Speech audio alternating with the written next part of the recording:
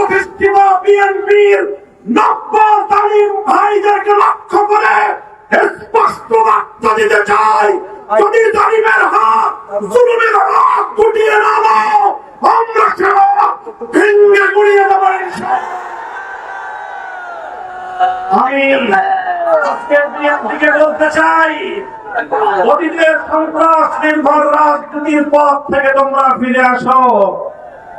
আমরা অতীতে বাংলাদেশে দেখতে পেয়েছি কিছু জনবিচ্ছিন্ন বামপন্থী আর ইসলামপন্থী সংগঠনগুলো আদর্শের ভিত্তিতে মেধা ভিত্তিক আদর্শিক রাজনীতি ছাত্র অঙ্গনকে শিক্ষা দিত। 2024-এর বিপ্লবের মধ্য দিয়ে বামপন্থী এবং ইসলামপন্থী ছাত্র সংগঠনগুলোর বাইরেও একই নতুন শক্তির উত্থান ঘটেছে। যেই ছাত্র জনতা নাহিদ আক্তার, নাসিরউদ্দিন পাটোয়ারি, সার্জি সাজ্জাদ আব্দুল্লাহ আসিফদের মতো মেধাবী ছাত্র উপহার দেয়, সেই 24-এর বিপ্লব পরবর্তী নতুন বাংলাদেশে ছাত্র দলের সন্ত্রাস নির্ভর রাজনীতি বাংলাদেশের শিক্ষাঙ্গনগুলিতে চলতে পারে না। সঞ্চার করে আমি ফিরে এসেছি, ঠিক সেই কথা মনে পড়েছে 24 জুলাই বিপ্লবে যখন বলা হয়েছিল স্যার একটারে গুলি করি একটাই মরে বাকি দিয়ে যায় না। আরিফের কণ্ঠে আমি সেই প্রতিধ্বনি শুনতে পেয়েছি।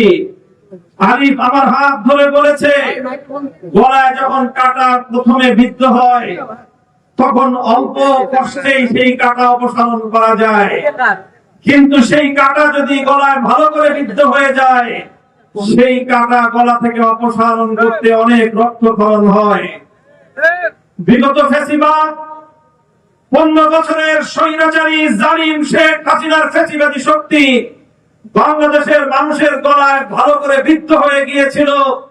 তাই 1400 বীর বিপ্লবীর শাহাদাতের রক্তের মধ্য দিয়ে সেই ফ্যাসিবাদকে আমাদের উৎখাত করতে হয়েছিল। আবার নতুন করে যেই ফ্যাসিবাদ জেগে বসার চেষ্টা করছে, যদি আমরা শুরুতেই তাকে সঠিকভাবে ফ্যাসিবাদের পথ থেকে সরিয়ে আনতে না পারি, তাহলে 1400 দ্বিগুণে 2800 মানুষের রক্তের মাধ্যমে আমাদের এই ফ্যাসিবাদ মুক্ত করতে হবে। তাই আমি বলতে চাই, আমাদের এক সময়ের সহযোদ্ধা আল্লাহ পয়গম্বরের ভাষায় উনসুর আখাকা যালিমান আও মাজলুমান, তুমি তোমার ভাইকে সাহায্য করো, সে জালিম হোক অথবা মাজলুম হোক। সাহাবারা জিজ্ঞাসা করেছিলেন জালিম ভাইকে কিভাবে সাহায্য করব? আল্লাহ নবী বলেছিলেন জালিমের হাত ভেঙে।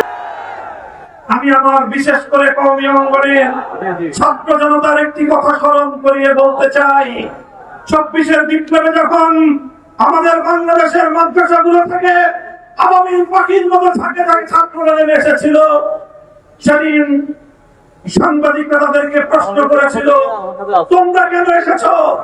তোমরা তো কোটাও চাও না, তোমাদের তো সরকারের চাকরির প্রয়োজন নেই, তবে তোমরা কেন রাজপথে নেমেছো? আমাদের ছাত্ররা বলেছিল, আমরা চাকরির জন্য নামি নাই, স্কুল কলেজ ইউনিভার্সিটিতে আমার ভাইদের বুকে জালিমের বুলেট বিদ্ধ হলো কেন? সেই জালিমের কাছ থেকে প্রতিশোধ গ্রহণ করতে নেমেছি। আমি আবার সে কথার পুনরাবৃত্তি করছি, মনে রাখবেন বাংলাদেশের যেখানেই জুলুম হবে, যেখানেই জালিমের হাত উত্থিত হবে, নাসিরউদ্দিন পাটোয়ারি ভাই আমরা বলি, আর মাদ্রাসাগুলো থেকে আওয়ামী রাজপথে নেমে আসবে ইনশাআল্লাহ। গণভোটের রায় দিয়েছে 70% জনগণ। এই গণভোটের রায় যদি কার্যকর না করা হয়, মনে রাখবেন এই গণভোটের রায় আমরা পেয়েছি 1500 শহীদের রক্তের বিনিময়ে। এই গণভোটের রায় পেয়েছি শাপলা চত্বরের শহীদের রক্তের বিনিময়ে। এই গণভোটের রায় আমরা পেয়েছি 57 জন বিপ্লবী রক্তের বিনিময়ে। যদি সেই রক্তের সঙ্গে ডাক্তারি করা হয়, আমরা রক্তের সম্মান রক্ষা করার শপথ গ্রহণ করতে চাই। নাসরুম মিনাল্লাহি ওয়া ফাতহুন করিব। ওয়া আখিরু দাওয়ানা আলহামদুলিল্লাহি রাব্বিল আলামিন।